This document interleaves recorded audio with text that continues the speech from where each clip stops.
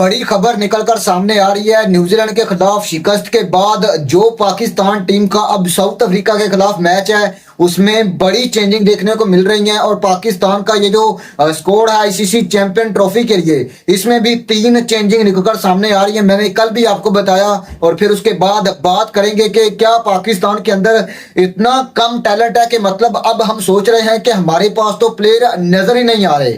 सबसे पहले अगर चेंजिंग की बात करें तो पाकिस्तान टीम में मैंने कल भी आपको बताया कि 3 चेंजिंग होने जा रही हैं। सबसे बड़ा नाम और सबसे इंपॉर्टेंट नाम आपके जो सुफियान मुकीम है उनका निकलकर सामने आ रहा है कि वो पाकिस्तान टीम में वापस आ सकते हैं। और फिर उसके बाद अगर देखें तो उसके अलावा मिडिल ऑर्डर में आपके पास जो है वो इरफान खान, न्याजी, तैयब ताहिर को रिप्लेस कर सकते हैं। और फिर उसके बाद अगर देखें तो आपके खुशदिल शाह की जगह सुफियान मुकीम आ रहे हैं और ओपनिंग में बड़ा नाम जो कि शान मसूद का है वो पाकिस्तान टीम में वापस आ रहे हैं। और फिर उसके बाद अगर देखें तो आपका जो बंदा आउट हो रहा है उसमें जो है वो कामरान गुलाम है, जिनके पास डोमेस्टिक का इतना एक्सपीरियंस, लेकिन उसको अब नहीं इस्तेमाल करना तो फिर कब इस्तेमाल करना है। और फिर उसके बाद अब बात करते हैं कि क्या पाकिस्तान के अंदर हमें ऐसा लग रहा है कि जैसे हमारे पास प्लेयर्स ही नहीं है। देखें, पाकिस्तान क्रिकेट बोर्ड ने बहुत ज्यादा मायूस किया है प्लेयर के साथ कन्वर्सेशन के लिए। अगर हम देखें तो पाकिस्तान क्रिकेट बोर्ड की 0 कन्वर्सेशन है। सबसे पहले मैं बात करूंगा पाकिस्तान के मिडिल ऑर्डर के एक ऐसे बैटर जिनको एक समय दुनिया के सबसे बड़े बैटर विराट कोहली के साथ कंपेयर किया जाता था और उसके पास विराट कोहली से ज्यादा टैलेंट भी था।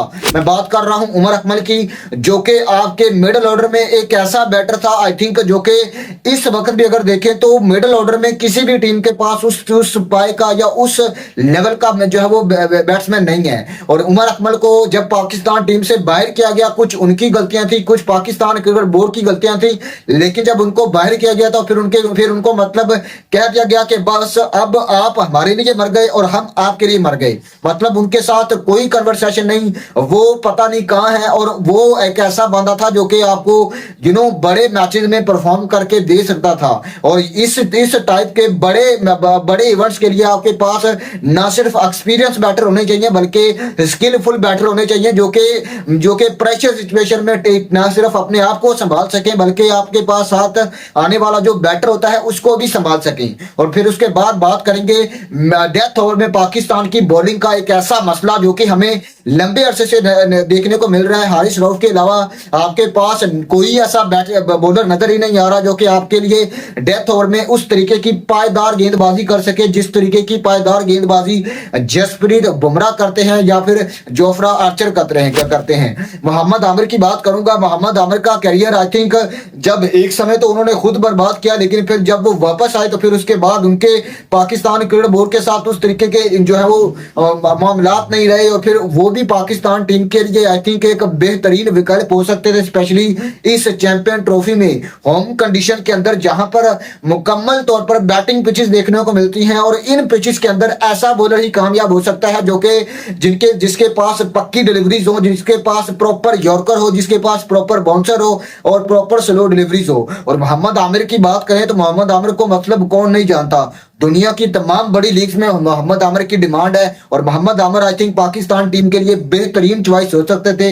लेकिन अब पछताए क्या हो, जब चिड़ियां चुग गई खेत, अब तो कुछ नहीं हो सकता था हो सकता। और फिर उसके बाद ओपनिंग का मसला, आपके पास साइम अयूब था लेकिन आपने एक ऐसा ओपनर, एक ऐसा खिलाड़ी जिसकी मैं बात करूंगा जिसको पाकिस्तान टीम ने मतलब दूध में से मक्खी की तरह निकाला। पाकिस्तान के लिए इकलौते ऐसे बैटर थे जिसका 100+ का स्ट्राइक रेट था। मैं शर्जील खान की बात कर रहा हूं। आई थिंक शर्जील खान को पाकिस्तान टीम से क्यों निकाला ना तो उसको पता है ना ही पाकिस्तान टीम को जो है वो शायकीन उनको पता है। और आई थिंक ये जो 3 बड़े नाम है इनका कैरियर किस हद तक इन्होंने खुद बर्बाद किया, लेकिन जो बचा कुचा था वो पाकिस्तान क्रिकेट बोर्ड ने तबाह किया। और अब सबको याद आ रहा है कि ना तो हमारे पास मिडिल ऑर्डर का बैट्समैन है, ना हमारे पास डेथ ओवर में कोई स्पेशलिस्ट बॉलर है और ना ही हमारे पास अगर देखें तो कोई स्पेशलिस्ट जो है वो अटैकिंग ओपनर है फखर जमान और शाइम अयूब के अलावा। और मेरे ख्याल से अब जो बातें हो रही हैं कि ये वापस आ रहे हैं पाकिस्तान टीम में, ऐसी कोई बात नहीं है। और जो पाकिस्तान क्रिकेट बोर्ड के जो है वो ऑफिशियल्स जिसमें चेयरमैन मोहसिन नकवी और आकिब बेग ने जो मीटिंग्स एडिशंस की उसका जो मुकम्मल तौर पर जो है वो जवाब यही है कि पाकिस्तान टीम में 2 से 3 बड़ी तब्दीलियां हैं। जराए तो ये बता रहे हैं कि सुफियान मुकीम, उसके बाद आपके अगर देखें तो शान या इमाम में से एक, और फिर जो मिडिल ऑर्डर में इरफान खान नियाजी वापस आ रहे हैं। लेकिन अब ये सब बातों का कहना, जिन सब बातों के ऊपर मोहर लगाना, आई थिंक एक वक्त से पहले की बात होगी।